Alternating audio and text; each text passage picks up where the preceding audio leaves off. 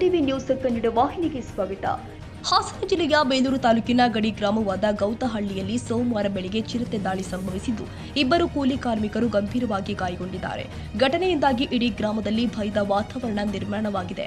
ಹಾಸನ ಜಿಲ್ಲೆಯ ಬೇಲೂರು ತಾಲೂಕಿನ ಮಾಡ್ಗೋಡು ಚುಂಗನಹಳ್ಳಿ ಬಾರ್ಡರ್ ವ್ಯಾಪ್ತಿಯ ಗೌತಹಳ್ಳಿಯ ಎಬಿಸಿ ಚಂದ್ರೇಗೌಡರ ಕಾಫಿ ತೋಟದಲ್ಲಿ ಘಟನೆ ಸಂಭವಿಸಿದೆ.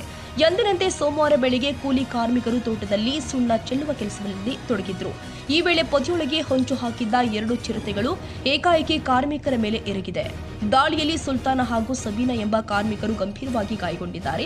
ಚಿರತೆಗಳ ದಾಳಿಯಿಂದ ಕಂಗೆಟ್ಟ ಕಾರ್ಮಿಕರು ಕಿರುಚಾಡಿದ್ದು, ತಕ್ಷಣವೇ ಇತರೆ ಕಾರ್ಮಿಕರು ಸ್ಥಳಕ್ಕೆ ಧಾವಿಸಿ ಚಿರತೆಯನ್ನ ಓಡಿಸಿದ್ದಾರೆ. ಇದರಿಂದಾಗಿ ದೊಡ್ಡ ಅನಾಹುತವೊಂದು ತಪ್ಪಿದಂತಾಗಿದೆ. ಇನ್ನು ಗಾಯಗೊಂಡ ಇಬ್ಬರನ್ನ ತಕ್ಷಣವೇ ಸ್ಥಳೀಯರ ಸಹಕಾರದಿಂದ ಮೂಡಿಗೆರೆ ಸರ್ಕಾರಿ ಆಸ್ಪತ್ರೆಗೆ ದಾಖಲು ಮಾಡಲಾಗಿದೆ. ಗಾಯಾಳುಗಳ ಸ್ಥಿತಿ ಗಂಭೀರವಾಗಿದ್ದು, ವೈದ್ಯರು ಹೆಚ್ಚಿನ ನಿಗಾ ವಹಿಸಿ ಚಿಕಿತ್ಸೆ ನೀಡುತ್ತಿದ್ದಾರೆ ಎಂದು ತಿಳಿದು ಬಂದಿದೆ. ಘಟನಾ ಸ್ಥಳಕ್ಕೆ ಅರಣ್ಯ ಇಲಾಖೆ ಅಧಿಕಾರಿಗಳು ಭೇಟಿ ಕೊಟ್ಟು ಪರಿಶೀಲನೆ ಮಾಡ್ತಾ ಇದ್ದಾರೆ.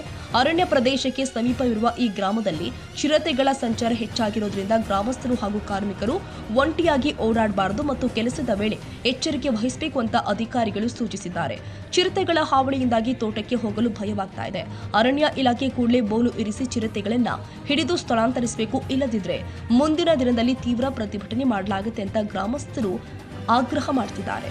ಗೌತಹಳ್ಳಿ ಹಾಗೂ ಸುತ್ತಮುತ್ತಲಿನ ಹಳ್ಳಿಯಲ್ಲಿ ಈಗ ಚಿರತೆ ಭೀತಿ ಎದುರಾಗಿದೆ. ಬೆಳಗ್ಗೆ ಮತ್ತು ಸಂಜೆ ಸಮಯದಲ್ಲಿ ಕಾಫಿ ತೋಟದ ಕೆಲಸಕ್ಕೆ ತೆರಳಲು ಕಾರ್ಮಿಕರು ಹಿಂಜರಿತಾ ಇದ್ದು, ಅರಣ್ಯ ಇಲಾಖೆ ಶೀಘ್ರವೇ ಕ್ರಮ ಕೈಗೊಳ್ಳಬೇಕು ಅಂತ ಒತ್ತಾಯಿಸಿದ್ದಾರೆ.